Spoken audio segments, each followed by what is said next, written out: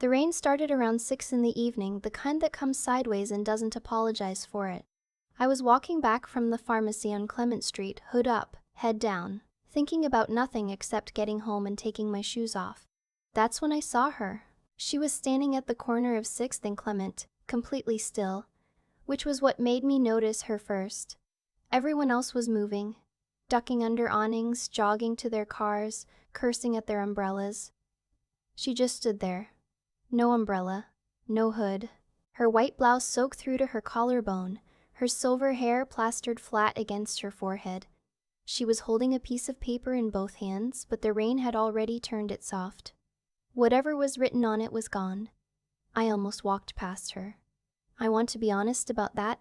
I almost did, but she looked up at exactly the wrong moment and our eyes met and she had this expression, not scared, not sad, just completely, utterly lost, and I stopped. "Ma'am, are you okay?" She blinked at me. "I think I took the wrong bus," she said. Her voice was steady, which surprised me. I was trying to get to Pacific Heights. Pacific Heights was 20 minutes away, easy. In this weather, alone, she'd never make it. "I can call you a cab," I said. "I don't." She paused, looked down at her hands. The paper was dissolving between her fingers. "I don't have my phone. I left my bag at my daughter's this morning."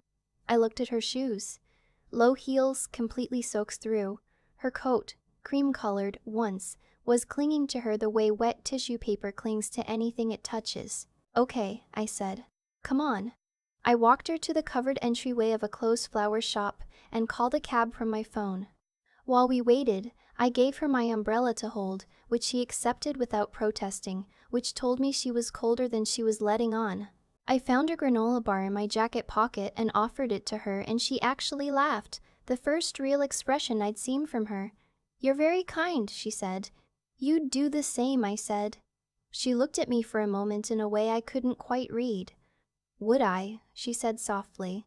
Not a question. The cab came 8 minutes later. I paid the driver in advance, it was $22 with tip, and gave him the address she recited from memory, a street in Pacific Heights, one of the quieter ones up near the top of the hill. I helped her into the back seat and was about to close the door when she caught my wrist. "What's your name?" "Ivy," I said. "Ivy." She said it once, carefully, like she was filing it somewhere. "Thank you." I closed the door. The cab pulled out into the rain. I stood there on the wet sidewalk for a second and then walked home. Wet, $22 poorer, and not thinking anything much about it at all. My mother was at my apartment when I got back. She had a key for emergencies, and she had a very elastic definition of what counted as an emergency.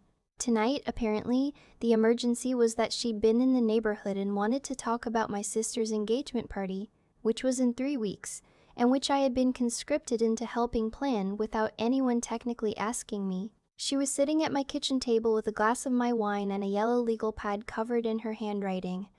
"You're soaked," she said. "It's raining. Where were you?" "I've been here 40 minutes. Pharmacy."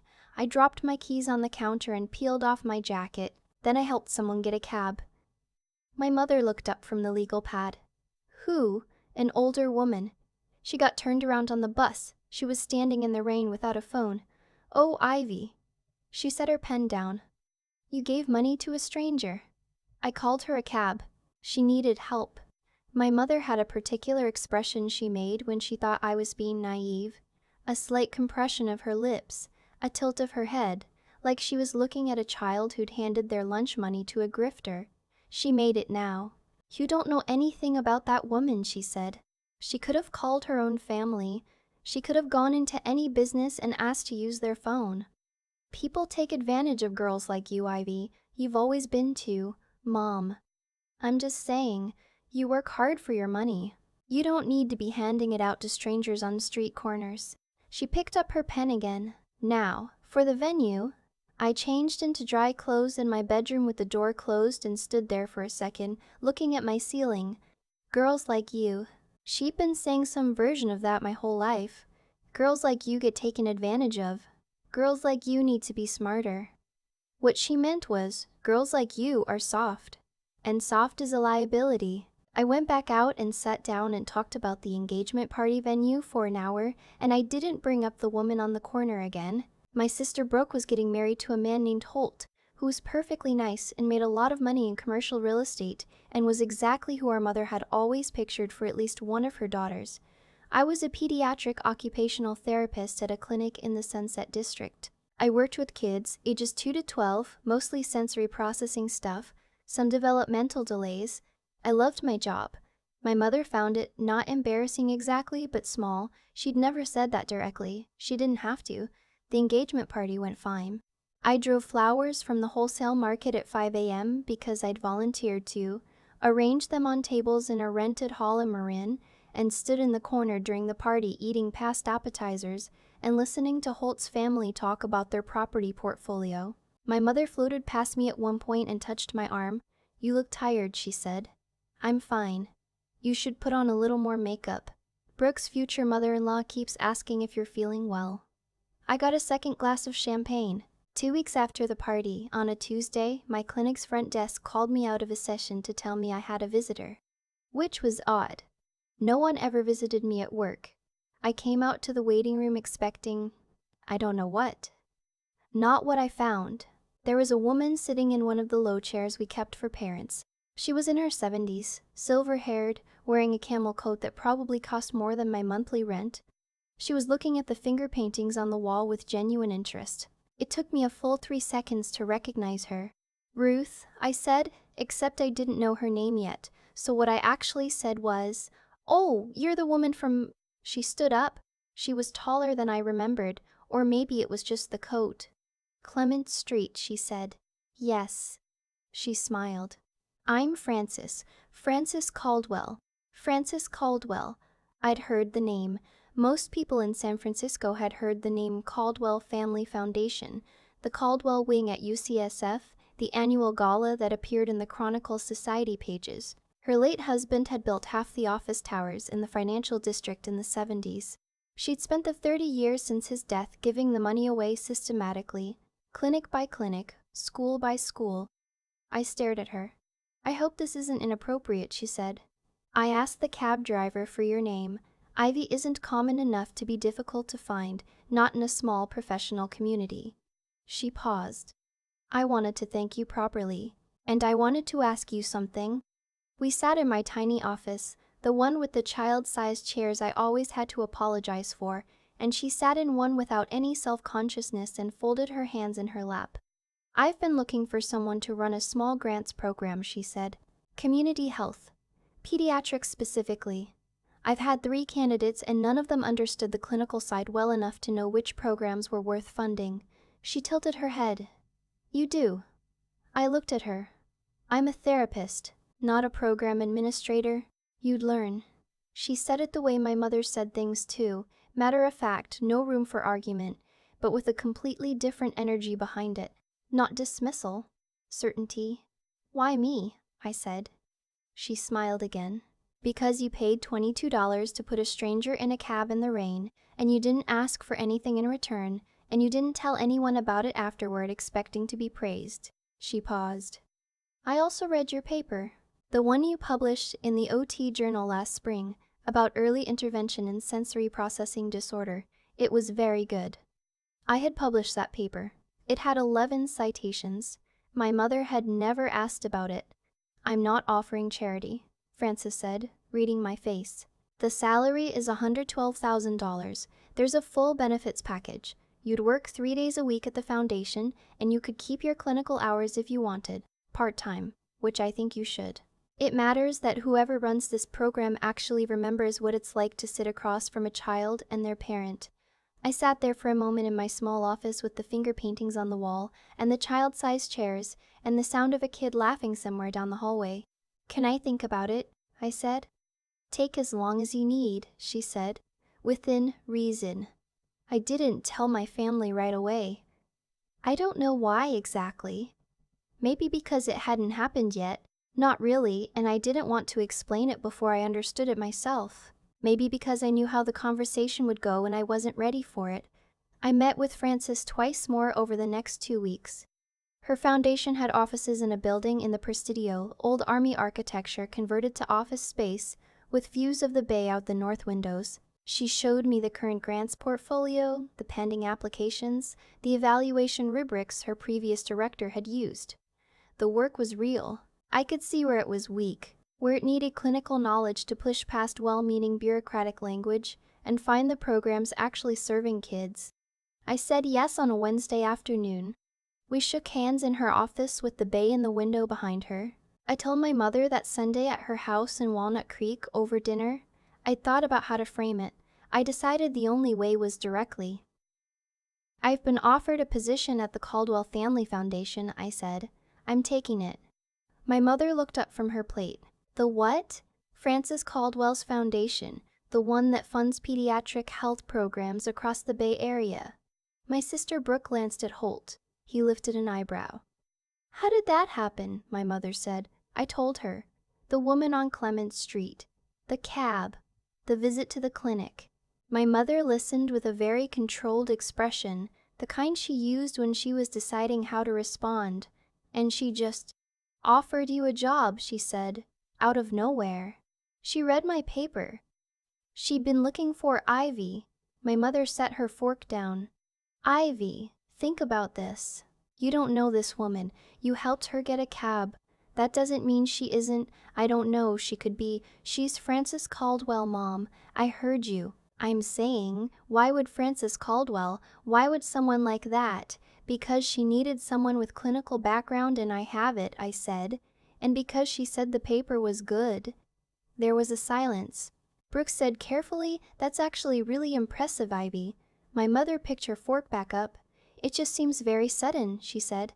"And it seems strange that she would go to your workplace and show up without calling first. That's not how professional opportunities work. She didn't have my number. She found me through the clinic." "And that didn't strike you as odd? Someone tracking you down? She's in her 70s. She took a cab in a rainstorm to come thank me in person." "That's not odd. I stopped. It's fine. The salary is $112,000. I've met with her 3 times, and I've seen the offices, and I've read through the existing grants, and I've already spoken to the foundation's attorney about the employment contract. It's real, Mom. It's a real job." Another silence. My mother looked at Brooke. Brooke looked at her plate. "Well," my mother said, "I suppose if you've already decided?" I had already decided. I'd said yes 3 days ago, but I don't know what I'd wanted.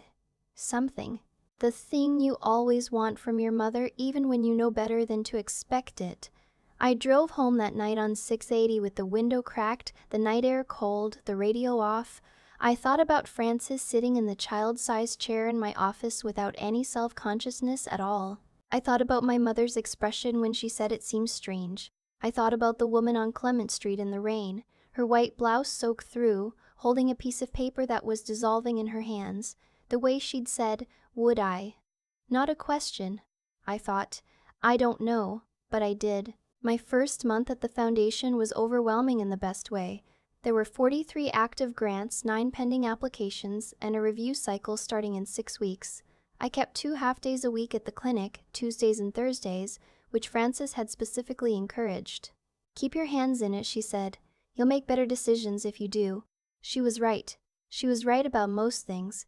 I started to understand, over those weeks, who Frances Caldwell was, not from the Chronicle archives or the UCSF plaques, but from watching her. She remembered the names of every program director in the portfolio. She'd visited most of their sites. She had opinions about specific kids she'd met on those visits years ago, and she'd asked the program directors about them by name at check-ins. She was unsentimental about money. She'd cut a grant that wasn't performing without hesitation, but she was deeply, specifically attentive to people. One afternoon in November, we were reviewing an application from a small clinic in East Oakland, and she looked up from the file and said, "What did you think when I came to your office?" I looked up. "Honestly?"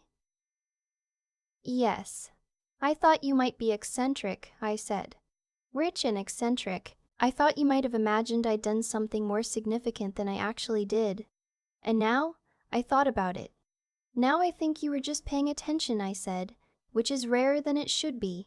She nodded once like I'd answered correctly and looked back at the file. My mother called me in early December. This was unusual. She usually texted, brief and efficient. The fact that she was calling meant she wanted to say something she couldn't quite frame in a text. I looked her up, my mother said. I know. The foundation has a $40 million endowment. I know, Mom. A pause. Your father and I are very proud of you, she said. The words came out slightly stiff, like something retrieved from a box that hadn't been opened in a while. I was standing in the foundation's kitchen, waiting for the coffee to finish. Outside the north window, the bay was pewter gray and flat. Thank you, I said. I just want you to know that. I may not have said it. The clinic, your paper, everything you've been doing. We're proud. Another pause. I shouldn't have said what I said about the woman in the rain. That was unfair. This was, for my mother, a significant statement. I knew it cost her something. It's okay, I said. It isn't, really, she said. I spend a lot of time trying to protect you girls. And sometimes protecting looks a lot like, she stopped. Anyway, I wanted to say it. The coffee finished, I poured a cup and stood there for a moment. Do you want to have lunch? I said. Next Saturday, maybe. Just us. A beat of silence, and then something shifted in her voice, softened slightly, and she said, I'd like that. The annual Caldwell Foundation Gala was held in January at a venue in Fort Mason with floor-to-ceiling windows overlooking the bay. Frances had invited me, which I hadn't expected.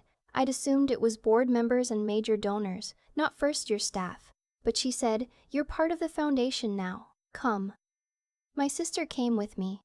Brooke had asked, a little shyly, whether she could, and I'd said yes. We got ready at my apartment like we hadn't done since we were teenagers, borrowing each other's earrings, arguing mildly about shoes. It was the best evening I'd spent with my sister in years. My mother had offered to come too, which surprised me. I told her it was invitation only. She said she understood and then paused and said, You look beautiful in emerald. Wear something emerald. I wore emerald. Frances found me near the windows an hour into the evening. She was in navy, understated as always, a single strand of pearls. She touched my arm and steered me gently toward a cluster of people I didn't know. Program directors from across the Bay Area, a city council member, a pediatric cardiologist from UCSF whose research the foundation had been funding for 6 years. This is Ivy, she said to the group. She's running our pediatric grants now. She comes from clinical practice, which is why she's already better at this than anyone I've hired in 15 years. I felt my face go warm. The pediatric cardiologist shook my hand. I read your paper, he said. The sensory processing one. I thought the methodology was really elegant. I thought absurdly about my mother's legal pad on my kitchen table, the engagement party venue, Brooke's future mother-in-law asking if I was feeling well. I thought about Clement Street in the rain, the dissolving paper, the woman standing still while everyone else moved. I thought I almost walked past her, and then I didn't. Frances had a habit of arriving early to everything and leaving before the speeches ended. That night I watched her work the room, unhurried, specific, pausing to talk to a program director about a kid named Marcus in the East Oakland Clinic who just started kindergarten after 2 years of intervention, pausing to congratulate a researcher on a recent publication, pausing to ask the venue staff by name whether they needed anything. She caught my eye across the room at one point and nodded once. I thought about what she'd said in the cab, or what the driver had told me she'd said. Actually, she'd said nothing in the cab. She'd just sat down and the door had closed and she'd been gone. She'd said, "Thank you." That was it. She didn't promise anything. She didn't say, "I'll find a way to repay you." She just said thank you and meant it, and then she went and did something about it in her own time, in her own way, quietly, the way the best things get done. My mother and I had lunch in January at a dim sum place in the Richmond that we've been going to since I was small. We didn't talk about the gala or the foundation for the first hour. We talked about Brooke's wedding plans, my father's back, a cousin's new baby, the restaurant itself, which had changed ownership, but not, thank God, the menu. Near the end, over the last of the hargao, my mother said, "What's she like, Frances?" I thought about it. She pays attention, I said, really pays attention. To specific people, specific details. She remembers everything. My mother turned her teacup in her hands. She must have seen something in you right away. She said she read my paper. Before that, my mother said. On the street, she looked up at me. She saw something. I didn't say anything. My mother set down her teacup. You were always like that, she said. Even when you were small. Your father used to say, she stopped, smiled slightly. He used to say you'd stop and talk to every old person in every grocery store line we ever stood in, every single one. A pause. I used to think that was going to get you into trouble. Maybe it did, I said. Good trouble. She laughed. Actually laughed, not the polished version she used at parties, but the real one, the one I remembered from when we were kids and she wasn't performing anything for anyone. Maybe, she said. And then, I'm glad you didn't walk past her. I looked at her across the table, this woman who had spent 30 years trying to protect me from softness, who had handed me a glass of her wine and a legal pad full of party logistics, who had said girls like you with the best and most misguided intentions. Me too, I said. Outside, the Richmond was doing what the Richmond does in January, fog sitting low over the avenues, the smell of rain coming, the bakeries lit up warm against the gray. Two women at the table next to us were splitting a plate of egg tarts and laughing about something. A kid in a too-big raincoat was pressing his face against the window from outside, steaming up the glass. My mother reached across the table and squeezed my hand once, brief and firm, and let go. Some things don't need more than that. Before we dive in, if this story moved you, I want to hear from you. What would you have done standing on that corner in the rain? Would you have stopped? And where are you listening from tonight? Drop it in the comments. I read every single one. I've thought a lot about what would have happened if I'd kept walking that night on Clement Street. It wouldn't have been a dramatic choice. That's the thing no one tells you about the moments that change your life. They don't announce themselves. There was no sign above Frances that said stop here. There was just a woman standing still in the rain while everyone else moved, and a split second where I noticed and decided the noticing mattered. I almost didn't. And that's what I keep coming back to. Not the foundation, not the salary, not the gala or the bay view from the north windows. The fact that the whole thing balanced. On a moment so small I almost missed it. I think we underestimate how much of our lives is decided in those seconds. Not the big, deliberate choices, the job applications, the conversations we plan out in the shower, but the tiny, unremarkable ones. Whether to look up or keep your head down, whether to ask or walk past, whether to pay $22 for a stranger's cab, or decide it's not your problem. We make 100 of those choices a day and we don't track them because they feel inconsequential. But they're not. They're the whole thing, really. They're what you're actually made of, accumulated over years, whether you're watching or not. Frances saw that in me before I saw it in myself. She didn't offer me a job because I was impressive. She offered it because I'd done something small without expecting anything back, and she'd spent enough of her life around people who only did things when the return was guaranteed to know the difference. That's the real currency, I think. Not credentials. Not the right last name, or the right school, or the right connections. The willingness to act when there's nothing in it for you, when no one is watching, when the rain is coming sideways and you're already late getting home. My mother spent 30 years trying to protect me from being too open, too soft, too willing to stop for strangers. I don't blame her for it. She came from a world where softness got used against you, and she was trying to make sure it didn't happen to me. But what she couldn't see, what took me a long time to understand, is that the openness wasn't a vulnerability. It was the most useful thing I had. It's what made me good at my job with kids. It's what made Frances trust me with her life's work. You cannot be genuinely attentive to people and simultaneously be armored against them. You have to pick one. I picked the right one, not because I was wise, but because I was built that way, and I didn't talk myself out of it that night on Clement Street. Frances taught me something else too, watching her work, that intelligence without integrity is just cleverness, and cleverness without follow-through is just performance. She was sharp in a way that took your breath away sometimes, and she used every bit of it in service of something real. That combination, knowing what matters and then actually doing the work, quietly, without needing the credit. That's the thing worth building toward. I'm still building. I don't have it figured out, but I know now what direction I'm facing. And I know that it started on a wet sidewalk on a Tuesday evening with a woman holding a dissolving piece of paper and a choice I almost didn't make. If you're listening tonight and you've been second-guessing your instinct to be kind, stop second-guessing. The world doesn't need more people who've learned to protect themselves from inconvenience. It needs more people who stop. Drop a comment and tell me where you're listening from tonight. I want to know.